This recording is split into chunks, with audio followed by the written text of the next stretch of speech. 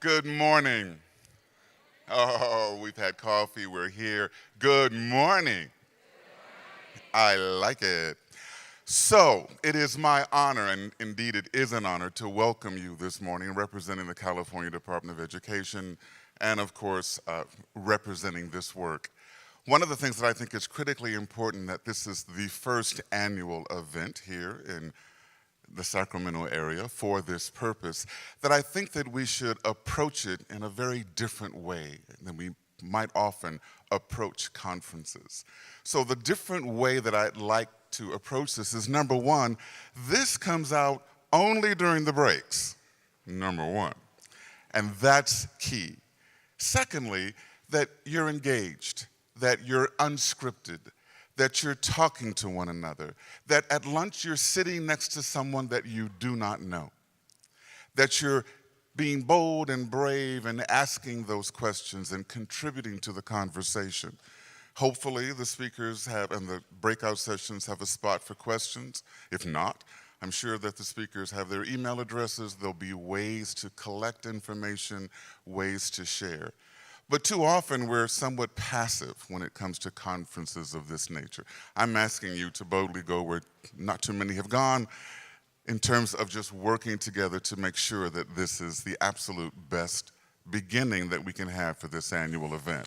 I have a couple of notes that I will share, and I'm going to be unscripted because I'm trying to be a role model. I'm asking you to be unscripted and footloose and fancy-free and discussing and working with each other. So I don't want to just read something to you word by word. But I do want to really make sure that I highlight some things that are incredibly important. First of all, the honor that it is to participate as a co-sponsor with Wellness Together to make this happen. I think that it's critical for you to understand that the State Superintendent of Public Instruction believes that it is time, believes that this is a conversation that we have not had often enough, believes that if I stood here today and asked, how many of you have a diagnosed mental health condition, that the chances are not a lot of hands will go up. If I ask, how many of you suffer from asthma? How many of you suffer from, well, of course, we're connected to that. My sister, unfortunately, has MS, and so I've gone to many conferences to learn more about MS so that I can be supportive of her. And at those conferences, people are talking about it and having these rich conversations about it. When I go to conferences where there's this as a topic, mental health or student mental health, there's that little nasty animal called stigma that pops out. And people are far less willing to share. And what needs to happen through the course of our work together is really spotlighting and making noise about this topic so that it is talked about, so that it is understood that this is an illness, this is a problem in this organ of the body, just like there are other problems in organs of the body, and it should be discussed. I watched this YouTube of Ruby Wax. You may know Ruby Wax. And she said something that I think is absolutely appropriate. This disease comes with a package, shame. When any other part of your body gets sick, you get sympathy. Such isn't the case. So we need to talk. We need to be those satellites to make the right kind of noise. We know that the research says that 20% of our students in the state of California have some mental illness, some challenge. 20%, that's a lot. We have 6.2 million kids. That's to suggest that in a classroom of 35, 7 of those students are struggling with something.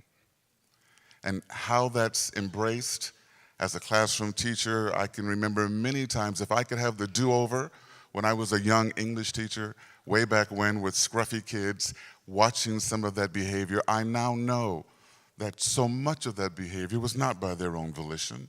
There was so much else going on, and I was clueless. Besides, Alfonso, could you just sit down? Please. It is so much more than that. We also recognize that there are violent events that have happened in our schools, whether they were committed by a student or not. The San Bernardino shooting, for example, what that does to those students who experienced that, not to mention the help that the shooter may have needed. There are lots of contributing factors that make this topic vibrant, and important.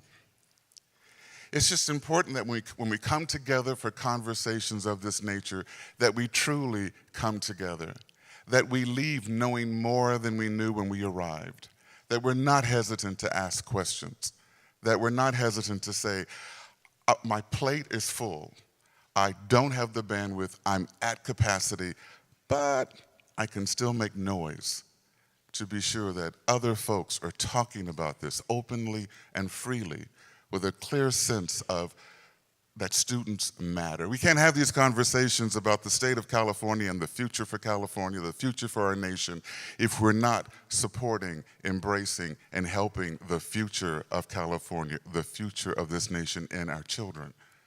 Otherwise, we're talking out of both sides of our mouths.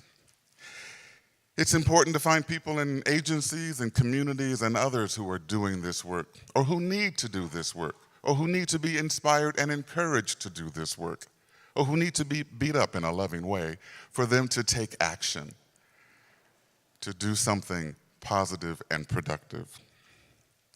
Partnering with outside agencies like Wellness Together for the Department of Ed matters to us. We recognize in a state the size of California, 10,500 schools, 300,000 teachers, 6.2 million kids. We cannot do this alone. We shouldn't even be trying to do this alone. And we're not. We're reaching out, recognizing that we're in this together. The Student Mental Health Policy Work Group, of which Marlon is a member of the Superintendent's Initiative, really collecting thoughtful information from people to help legislators get it, to help change policies and procedures, to make the right kind of noise about student mental health is key. And we so much appreciate Marlon's participation and others who may be in the room who are a part of that policy work group because it makes a difference. There are changes that we definitely need to make happen. Changes that include mental health curriculum in the administrative credentialing program so that those administrators understand and that no administrator is like me many, many years ago who was wondering, what am I supposed to do? We want to promote professional development, such as youth mental health first aid training. As a teacher and as an administrator, I would drive to school and I would find very conscientious teachers wanting to do the right thing. And if they weren't doing the right thing, it wasn't deliberate. They just may not have known what the right thing was to do. So we want to provide that professional development. We want to encourage schools to incorporate mental health in the comprehensive school safety plans so that we can think beyond the earthquakes, beyond the drills, and really think about what is having a huge impact on the productivity of our students. We need to talk about this a lot. I'm hoping that you're talking about this a lot. My email address is gjackson@cde.ca.gov. I'll say that again, gjackson@cde.ca.gov. Not only do you have a friend now in the State Department of Education, and I know there are many, I have a lot of staff here as well, but you also, again, have that ready contact. And I'm pretty masterful at responding to emails. And we look forward to hearing from you. And we look forward to helping you navigate the building if necessary to do what there is to do. Your work matters. Our focus on student success matters. It's overburdening sometimes. There's a lot to it, but at the same time, we fully recognize that it makes a difference. I'm hoping that this first event is one of 50, 60, 70 more to come, and also that we move the needle so that this becomes a conversation that people have without hesitation, without reservation, because it matters. So, let's have a great time. I'm going to be sitting with you at lunch. I'm going to be looking for people I do not know. I'm going to encourage you to do the same thing. And let us commit to doing this right, doing this well, making the difference, and getting the most out of our time together. Welcome.